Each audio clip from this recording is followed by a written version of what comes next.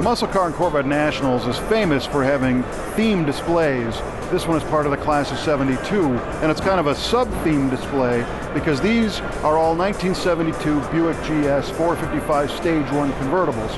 Now they only made 15 of these, and 5 of them are here today.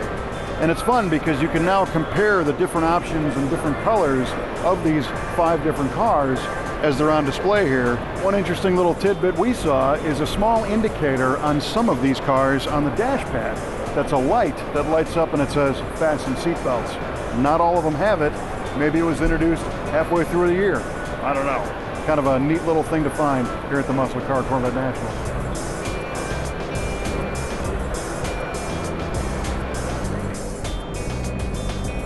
There are car shows where you go to the facility and it's a big room full of car after car after car, and sometimes they don't really make sense of why they're parked next to each other. They just jam them all in. But here at the Muscle Car and Corvette Nationals, things are contextual.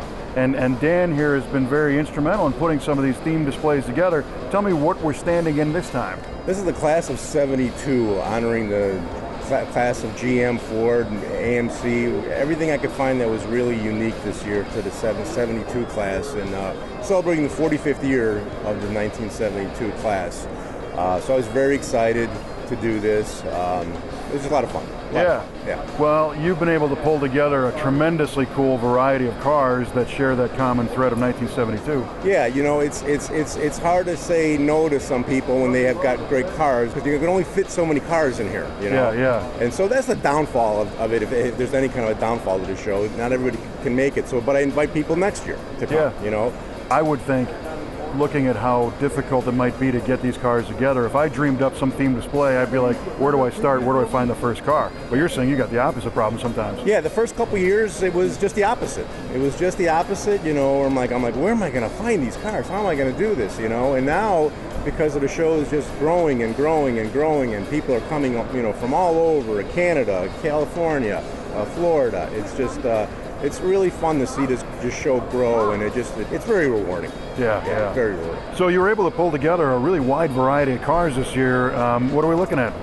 Well, we're looking at some unique cars that I had to hand select, and if you noticed, we're really Buick heavy this year. Mm-hmm. Buick and Oldsmobiles just came out of the woodworks this year for whatever reason, you know, and it's fantastic to see the Buicks and the Oldsmobiles here. Not the, you know, everything else is just as great.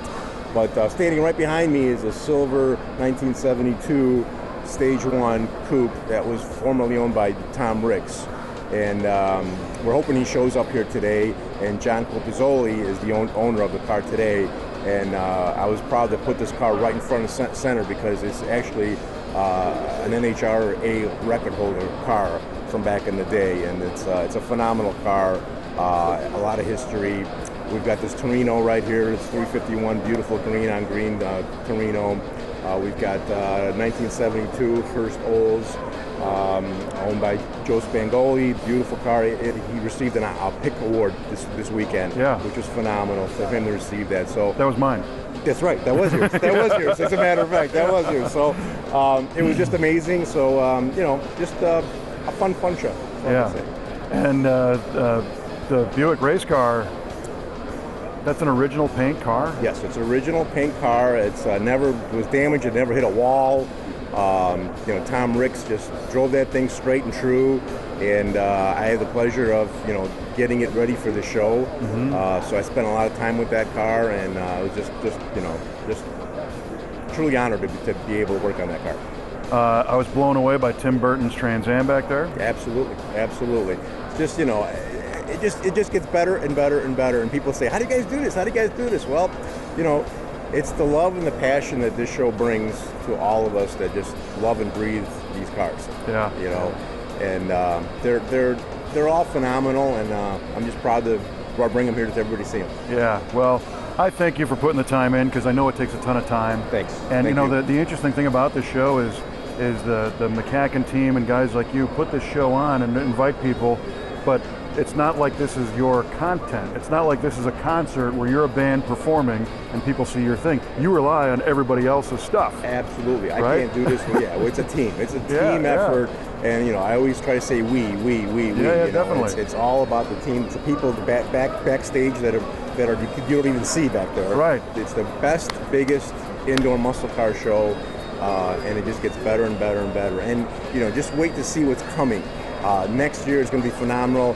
2019, celebrating 1969. 2020, celebrating 50 years of 1970. Yeah. Oh my God, we've got some killer stuff coming. It's just going to be phenomenal.